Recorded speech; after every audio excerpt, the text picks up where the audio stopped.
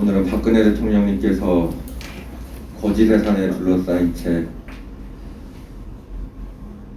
옥중에서 투쟁하시는 지 벌써 1400일째입니다.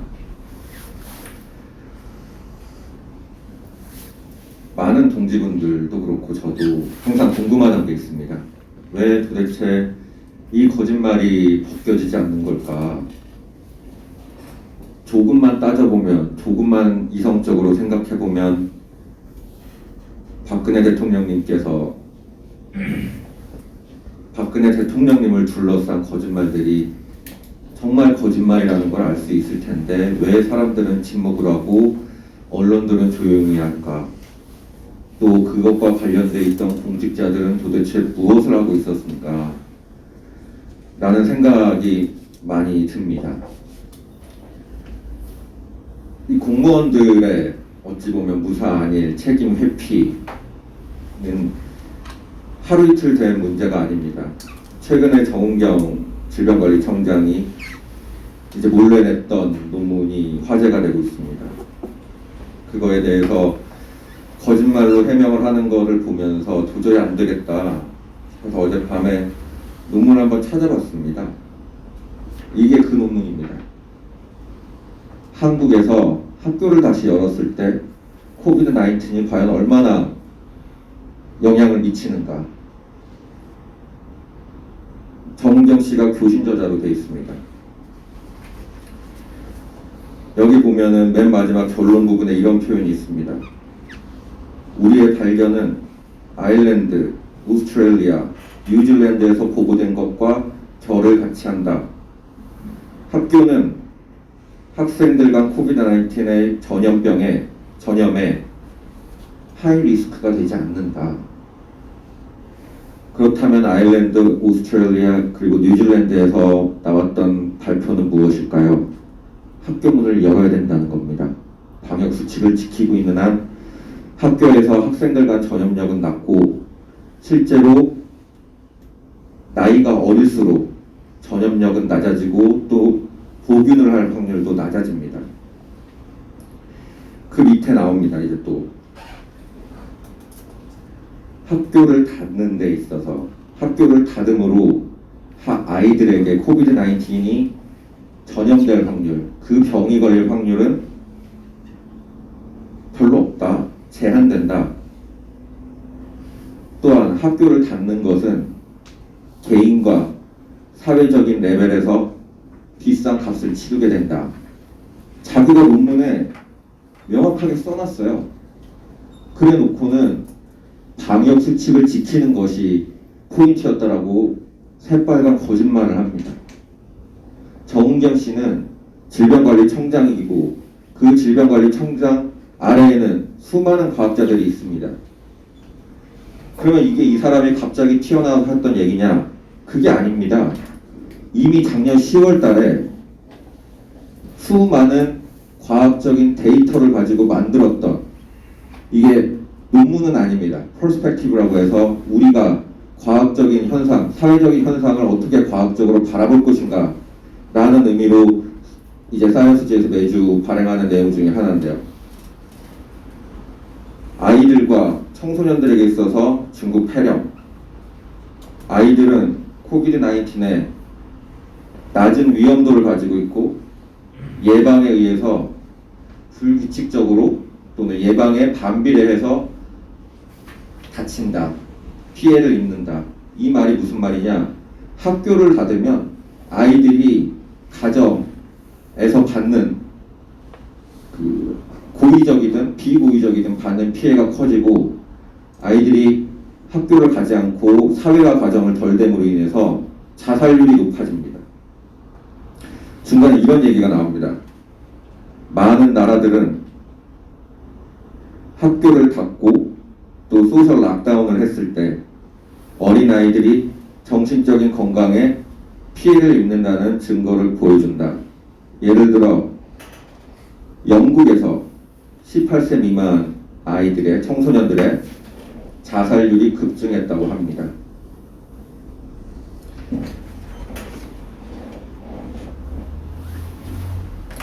항상 이런 식이었습니다. 사실은 별로 놀라운 일도 아닙니다.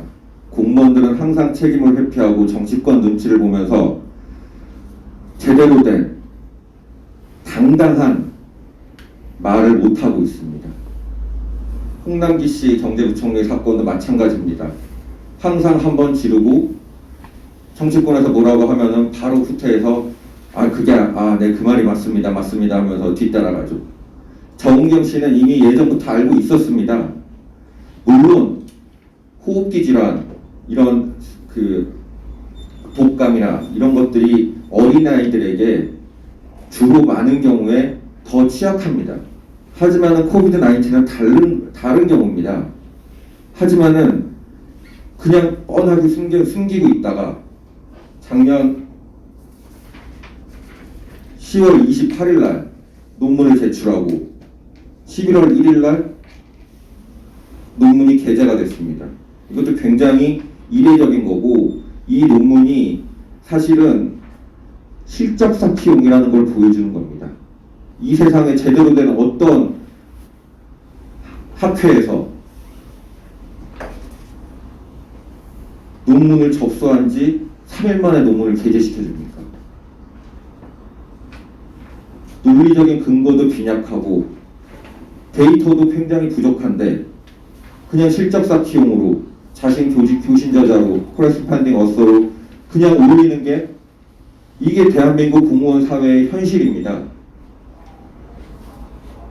고인물을 썩습니다. 그리고 행동하지 않는 집단 역시 썩게 마련입니다.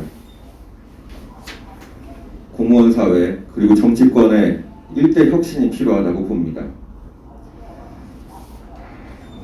너무 흥분을 한 것 같아서 조금 다른 이야기를 드리자면, 이제 우리가 모더나 백신이 이제 미국에서 많이 맞게 되면서 속속들이 실제 사례들이 접수가 되고 있습니다.